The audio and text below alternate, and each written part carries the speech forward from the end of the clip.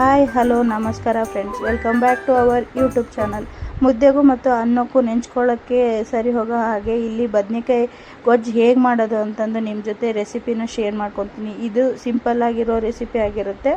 ಮೊದಲಿಗೆ ಟೊಮೆಟೊ ಮತ್ತು ಬದನೆಕಾಯಿನ ತೊಳೆದ್ಬಿಟ್ಟು ಅದಕ್ಕೆ ಸ್ವಲ್ಪ ಎಣ್ಣೆ ಹಚ್ಕೊಂಡು ಈ ಥರ ಒಲೆ ಮೇಲೆ ಸುಟ್ಕೋಬೇಕಾಗುತ್ತೆ ನಾವು.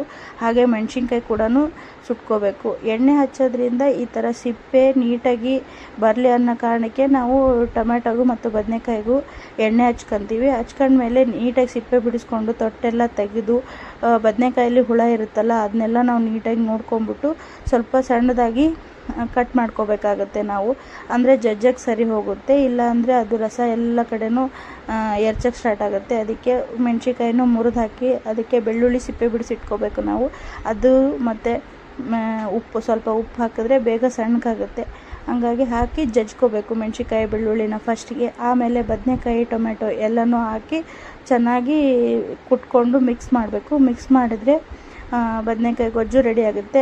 ಈ ರೆಡಿಯಾಗಿರೋ ಗೊಜ್ಜಿಗೆ ನಾವು ಸಣ್ಣದಾಗಿ ಹೆಚ್ಚಿರೋ ಈರುಳ್ಳಿ ಮತ್ತು ಕೊತ್ತಂಬರಿ ಎರಡನ್ನೂ ಹಾಕಿ ಮಿಕ್ಸ್ ಮಾಡ್ಕೋಬೇಕು. ಮಿಕ್ಸ್ ಮಾಡಿಕೊಂಡು ಬಿಸಿ ಬಿಸಿ ಅನ್ನ ಅಥವಾ ಮುದ್ದೆಗೆ ಹಾಕ್ಕೊಂಡು ತಿಂತಾಯಿದ್ರೆ ಟೇಸ್ಟು ಸೂಪರಾಗಿರುತ್ತೆ. ಈ ವಿಡಿಯೋ ಇಷ್ಟ ಆದರೆ ಲೈಕು, ಶೇರು ಮತ್ತು ಸಬ್ಸ್ಕ್ರೈಬ್ ಮಾಡಿರಿ.